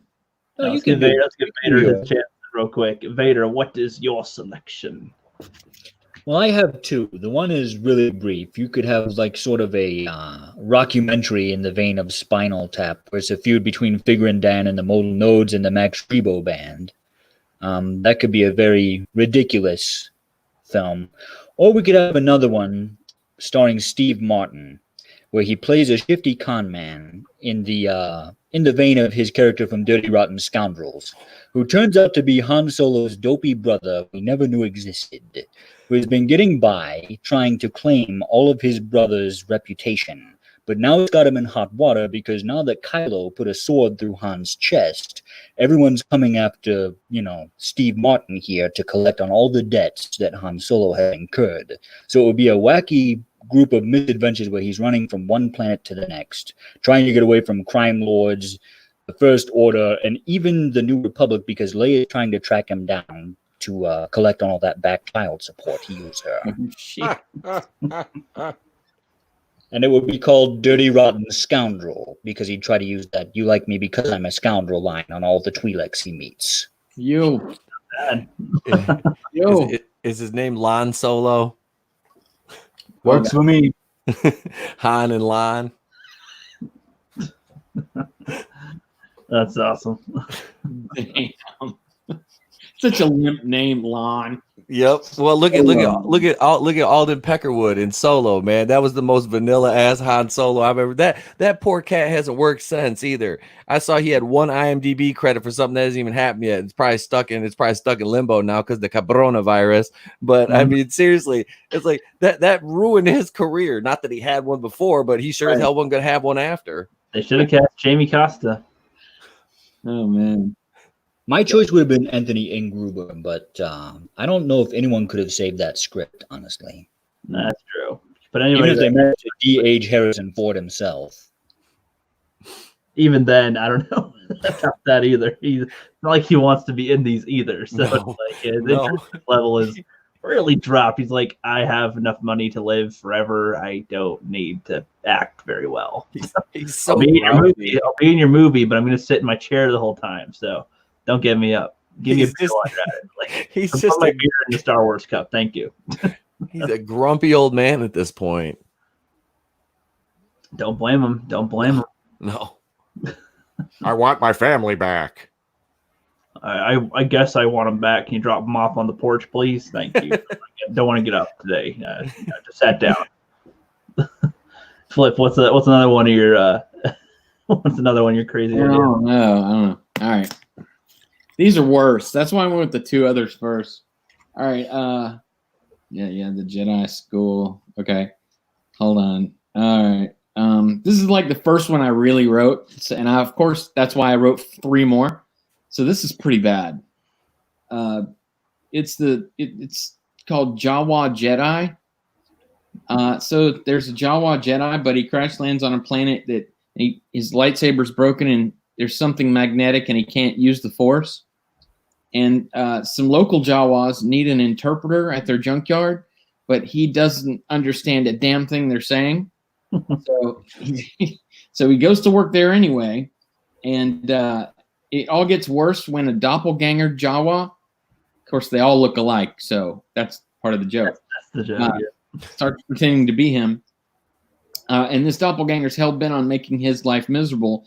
When all of a sudden he also meets this oddly tall Jawa who owns the junkyard and falls in love with his daughter.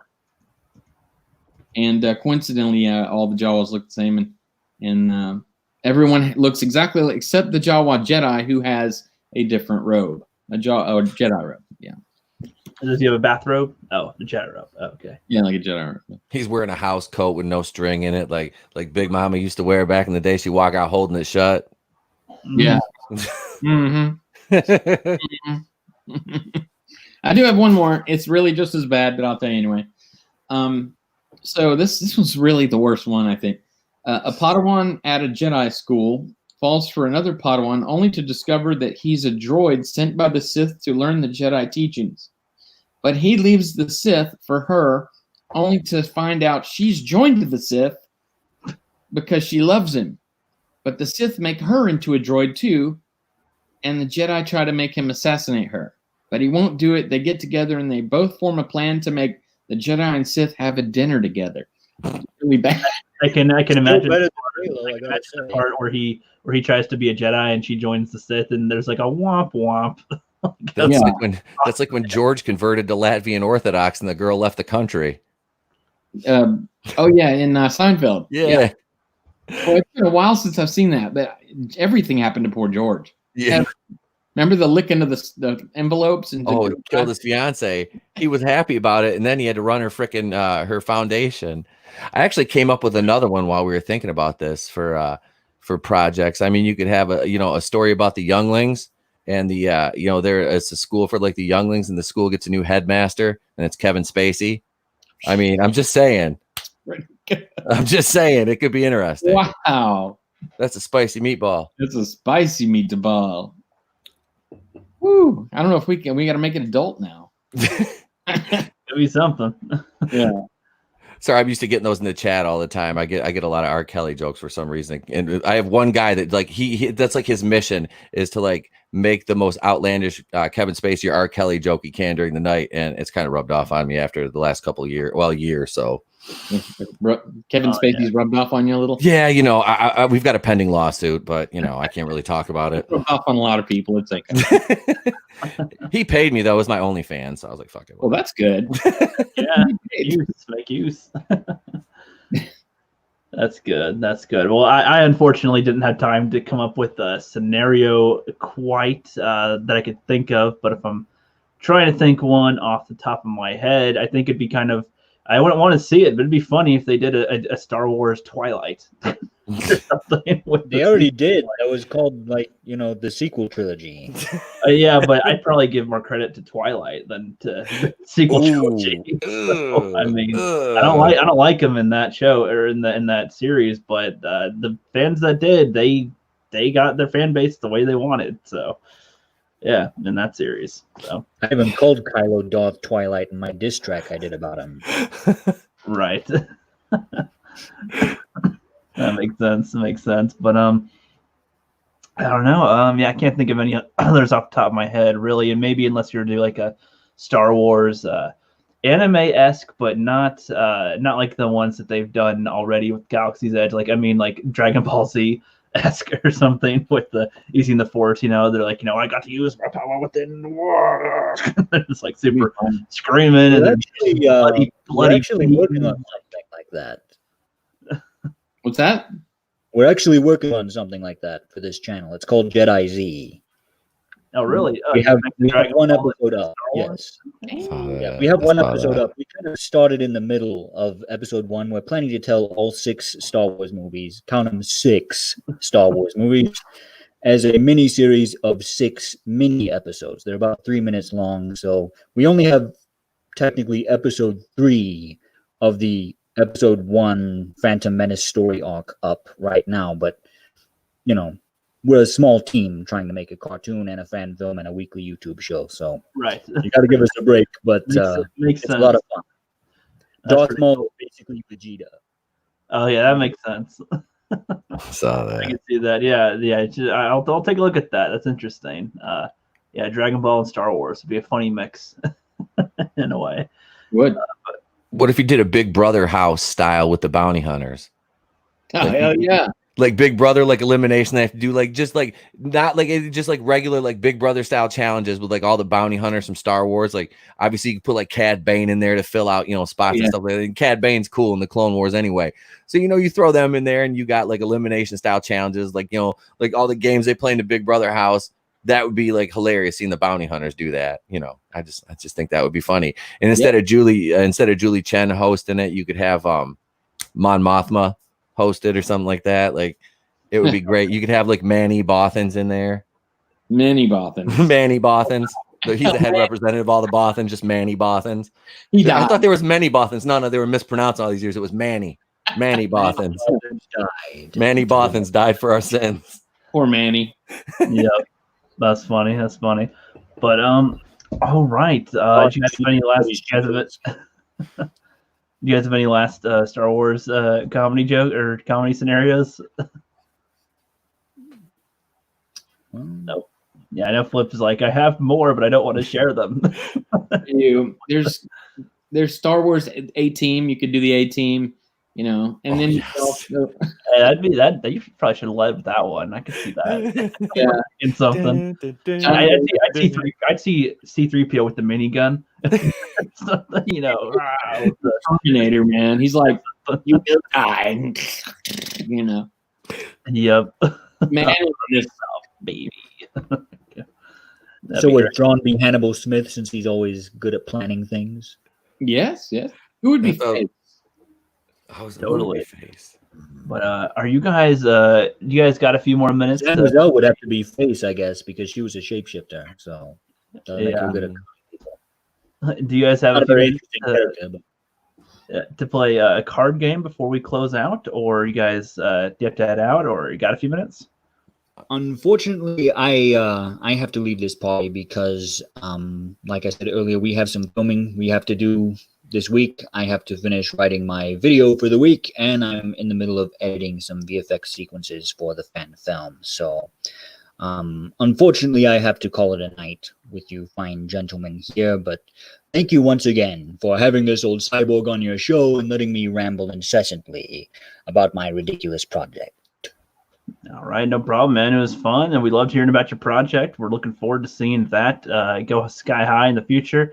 Again, yeah, take your time on that. We know that it's rough to get it done, especially in all these obstacles getting thrown your way. There's probably going to be more thrown at you along the way, so just be ready for all that. Yeah, and good luck with that. And yeah, thanks for coming by. We'll probably have you on again, especially around the release date of your project. Especially, we'll definitely want to get some more talking to you with that. But yeah, everybody go subscribe to Vader Reviews. His link is in the description below, and one of our mods is probably going to post it in the chat in just a sec. And definitely go check him out, kicking butt. And with that, we also got ETEP Reviews, the place to be reviews with all the yous and all the Jews. I don't know. hey, L'chaim. Exactly. There you go. But yeah, anything you want to shout out real quick? Place to be reviews, any videos or projects that you're working on? Yeah, actually, I've got the 40-year anniversary video for Empire Strikes Back coming out. It might be a little bit later tomorrow because I had some files get corrupted, unfortunately, for some stuff I'd already done, which is never easy to deal with, especially when it's supposed to be out tomorrow. But I'm going to do my best to get that done tomorrow because Empire Strikes Back is not only my favorite Star Wars movie, it is my favorite film of all time.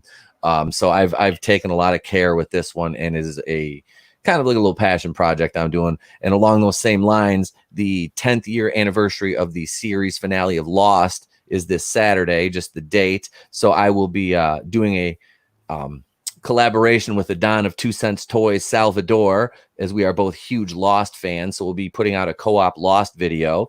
And Saturday night, I have my Empire Strikes Back watch party over on eTepokuin's The Place to Be Reviews. If you're so inclined, come on over, watch, join us, watch along.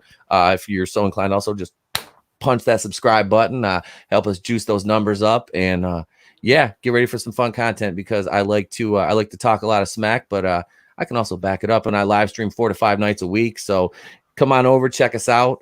You won't be disappointed. Yes, man's a machine making videos, that's for sure. Love it. Go subscribe to him while you can. He's got plenty of content he's pumping out. Go check him out. And flipped out. Any things you want to shout out or say as we close out here? Yes, Vader, thanks for coming. It was a pleasure, my lord. I could feel a chill enter the room when you stepped on board. And I wanted to say my lord a lot the whole time, and I've had to hold myself back. But your voice is just up here on another level. I hear people try to do voices a lot, and I know my limits, and I think I might know other people's limits better than they do. But you really got it, man. Even without the voice box, good stuff. I'm looking forward to your fan film. Thank you very much for all of your kind words, and it really does mean a lot to me that you guys had me on this show with you today, and I'm going to make sure to subscribe to all of your channels if I'm not already. I may be subscribed to some of you, but give me a couple days to get subscribed to everything because I always have a crap load of notifications because I can only get online sporadically, but Thank you very much for having me on the show, and it's nice to know that all the work we're putting into this is appreciated by you guys because that's who we're doing it for as Star Wars fans, like minds and creatives, you know. Absolutely. And of course, ETEP, thanks for coming by. I had a blast on your stream, brother. I mean, you totally inspired me to try some new things, and I don't know that it went off as well, but I certainly had fun, and I'm glad you were here to do it with us, man. Well, thanks, Rook, and thanks, Flip, for having me on, man. I appreciate it. And like I said, Rook, you got to come over and hang out with us on a Monday night because we do every Monday night at 8 p.m. to 8:30 Eastern, around that start time in there, depending on my guest availability. We're a little flexible over there. We do Monday night going in raw every Monday. So yeah, we're up to let's see, this coming Monday's episode 102. So yeah, we're we're cruising along, man. So yeah, Tuesday night is the Super Happy Fun Time Pro Wrestling Podcast, and every about second or third Wednesday we do a little show called The Boardroom with myself, the Don of 2 Cents Toys, Salvador, and Commander Cody from Goober Brothers Entertainment. And then Friday night I'm on Raiders of the Lost Flicks Live, and usually Saturday nights once or twice a month we do watch parties. So I'm a busy man. I fit my wife and kid in there along the lines too. Okay, shoot. We've actually might have streamed together once a long time ago. If it was on Angus, because Raiders of the Lost Flicks. It's been I don't watch him too often, but yeah, I ran into him on Angus's stream one time. Yep. Too. I don't know if you were there at the same time. Yes, too. That might have been the first time we saw each other. Yes, it was, because that was the only time we were ever on Angus's stream, and me and Raiders came because he invited us both over, Right. and yeah, I almost forgot because like that was like in August or something. Yeah, it was August of last year, man, because I had only been like doing live streams for like a month at that point, month and a half at that point. So yeah, it was still pretty relatively new to me then. So yeah, man, I completely forgot you. That's crazy. See, everything comes full circle, man. Yeah, man, that's great. That's cool. Well, thank you guys for coming on board. Thank you everybody in the chat for hanging out with us. I'm glad that you guys were entertained. The Armageddon, I swear, I should just have my glasses next to me, but it's like over there, and it's like I don't want to reach for them. So if I mispronounce names, that's because I'm not wearing glasses. Orange Board, what's up? Hale, thank you for coming by as well. And Eagle Perch, you've been here the whole time. I appreciate that. Thank you very much. Angelus Draven, Franchise History TV. Flipped out, you don't count. Entertainment Hacker dropping by with the link. Stephanie Janisek stopped by. Appreciate all you guys, and have a great rest of your day once this